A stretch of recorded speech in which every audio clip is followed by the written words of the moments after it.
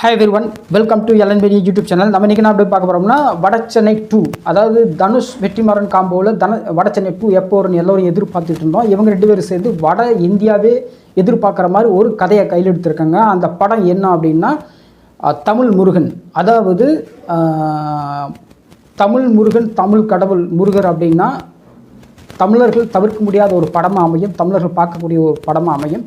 இப்படியான ஒரு கதை களத்திலிருந்து ஒரு கதை எடுத்திருக்காங்க. அப்படின்னா இந்த கதையினுடைய மூலக்கூறு எங்கே, இந்த கதை எங்கே ஆரம்பிக்குது அப்படின்னு பார்த்தோம் அப்படின்னா, எழுத்தாளர், கவிஞர், பாடலாசிரியர் திரு அறிவுமதி அவர்கள் எழுதிய புத்தகம் தமிழ் முருகன். இந்த புத்தகத்தில் ஆராய்ச்சி புத்தகம், இந்த ஆராய்ச்சி புத்தகத்திலேருந்து எடுக்கப்பட்ட கதையைத்தான் அந்த படமாக்க போகிறாங்க அப்படின்னு, இந்த புத்தகத்தினுடைய கதையை தான் படமாக்க போகிறாங்கன்னு தமிழ் சினிமாவில் பேசிக்கிறாங்க. இப்போது இந்த புத்தகத்தினுடைய மூலக்கூறு என்ன, அதாவது கோர் பாயிண்ட் என்ன, மையக்கரு என்ன அப்படின்னு பார்த்தோம் அப்படின்னா, அதாவது தமிழர்களின் வரலாறு, கலாச்சாரம் மற்றும் வீரத்தை பேச போகிற ஒரு பீரியட் ஆக்ஷன் ட்ராமா படமாக இருக்கும் அப்படின்னு பேசிக்கிறாங்க. இது ஒரு பக்கம் இருக்குது. இன்னொரு பக்கம் வந்து என்னான்னு பார்த்தா, நம்ம தனுஷர் வந்து அவருடைய இணையதள பக்கங்களில் வந்து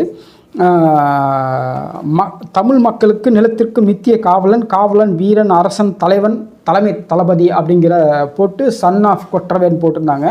இந்த கொற்றவையினை யாரும் நம்ம படிச்சிருப்போம். அதாவது சங்க காலங்களில் தமிழர்கள் போருக்கு போகிறதுக்கு முன்னாடி கொற்றவைங்கிற வீரத்தையை வந்து வணங்கிட்டு போவாங்க. அப்படி வணங்கிட்டு போனால் வெற்றி நிச்சயமாக இருக்கும் அப்படிங்கிறது ஒரு மரபு, ஒரு மாண்பு, அப்படியான விஷயம் இருந்துச்சு.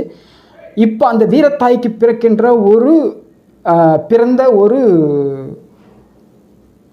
குழந்தை தான் முருகன் அப்படிங்கிற குழந்தை. அந்த முருகர் வந்து அந்த நிலத்தையும் அந்த மக்களையும் மண்ணையும் அந்த இடத்தையும் பாதுகாக்கின்ற ஒரு வீரனாக, சூரனாக, இதிகாச சூரனாக, ஒரு பெரும் படைக்கு தலைமை தாங்குகின்ற தளபதியாக